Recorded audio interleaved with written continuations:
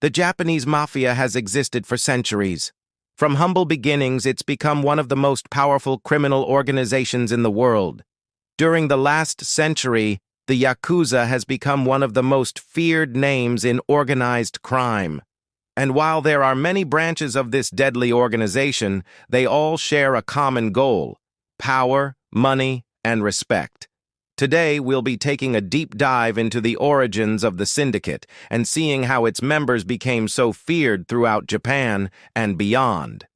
As always, this is only part one of our two-part series on the Yakuza, so make sure to stay tuned if you don't want to miss part two. Let's get started.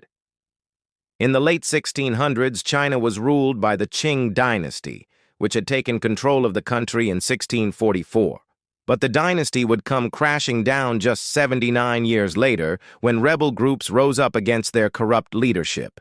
Known as the Three Kingdoms, the rebels were made up of peasants who had had enough of the Qing rulers' heavy taxes and general mistreatment. One such peasant was a man named Onisaburo Tori, who joined the rebellion with his three brothers. During the fight, Onisaburo displayed great bravery, leading many attacks against the Qing soldiers. And when the dust had settled and the rebels had claimed victory, he was given the rank of prince for his valiant efforts. But this didn't last long, as rival warlords began fighting over land. Eventually, the Tories were forced to flee to southern Japan, where they changed their name to Gotokuji and adapted their former military ways to fit the new terrain. Here they formed the foundations of the Yamaguchi-gumi, which would eventually grow to become the largest and most powerful syndicate in Japan. But for now, the group consisted of just a few dozen men and women who used any means necessary to survive. In these early days, the Gotokuji turned to piracy, stealing from wealthy merchants and Chinese ships traveling along the coast. Although the group wasn't united at first, constantly fighting amongst themselves, their acts of violence soon attracted like-minded individuals who wanted to join them. By the mid-1800s, the Gotokuji had grown to several hundred members, making them a force to be reckoned with in the region. It was around this time that the men took on a new name, the Gokazi, or Go-On-To family. This was also when they adopted the Chinese symbol of the tricolor red, blue, and green, which represented the three founding brothers, Goroku, Hanzo, and Kishichi. These colors would become symbolic of the Yakuza today, often tattooed on their bodies as a way of showing loyalty. With their numbers growing, the Gokazi were able to expand their operations, targeting more lucrative victims and even extorting money from local villages. At this point, the Chinese government offered them pirates' amnesty, granting them noble titles and allowing them to keep their fortunes. But many members, including the Gotokuji princes, turned this offer down. They continued to raid coastal towns and villages, stealing food and valuables, which they then sold in secret markets.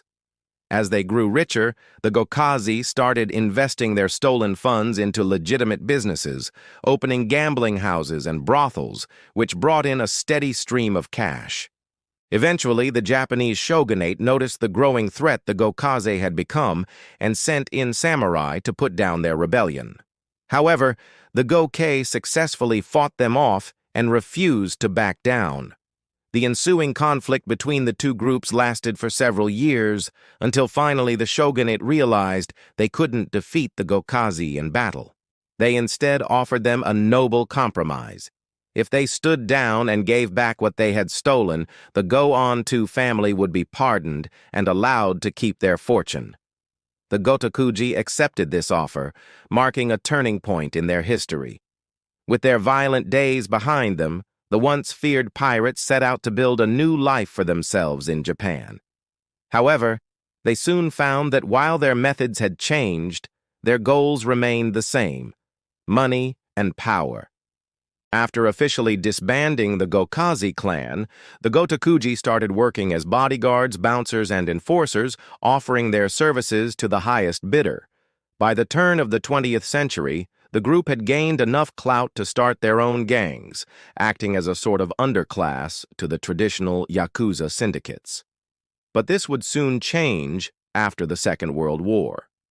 Japan had aligned itself with the Axis powers during the Second World War, and so was targeted by the Allies. By 1945, much of Japan was in ruins and the people had suffered greatly. The occupying forces imposed martial law upon the country, running it until 1952. Many of the old systems of government and industry had been disbanded and Japan was struggling to rebuild itself from the ground up. Out of this chaos came the modern Yakuza.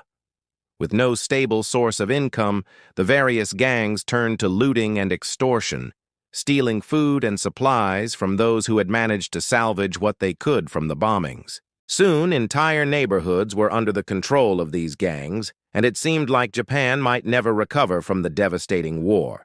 Seeing an opportunity to make some easy money, the U.S. military turned to the police and asked them to handle the situation. But the Japanese police were ill-equipped to deal with these heavily armed gangs. And so they turned to the one group of people who could get the job done, the Yakuza. The Yakuza quickly put down the gang rebellions, seizing their weapons and forcing them out of their territory. In exchange, the police overlooked any crimes the Yakuza committed during this time, allowing them to steal whatever they wanted without consequence. Some groups even worked with the police, turning informant and giving intelligence on their rivals in exchange for protection. By the end of the occupation, the Yakuza had become the most powerful criminal organization in Japan. While they had started out as small-time hoodlums, they had risen to become a major force to be reckoned with. Today, the Yakuza is one of the most well-known crime organizations in the world, and although its activities have decreased since the 1990s, it still remains a dangerous threat.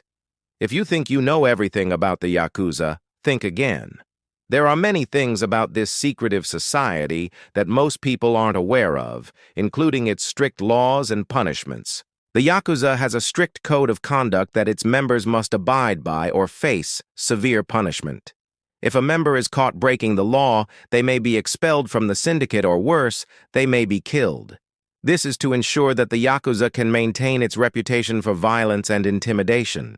The Yakuza also has a unique way of settling disputes. Instead of going to court, members of the Yakuza will often settle their differences through a ritual called ikini, which involves two members bowing to each other and exchanging apologies. The apology is then followed by a physical confrontation, which may result in serious injury or even death. Ikini is a way for the Yakuza to maintain order and prevent violence from escalating into a full-blown gang war. But perhaps the most surprising thing about the Yakuza is that its members are not allowed to carry weapons. This is because the Yakuza believes that its members should rely on their fists and their wits to settle disputes. Of course, this doesn't stop the Yakuza from carrying weapons when it's necessary, but it's against their code to do so. So, what do you think? Were you surprised by the Yakuza's history? Let us know in the comments below, and make sure to stay tuned for part 2 of our series. See you next time.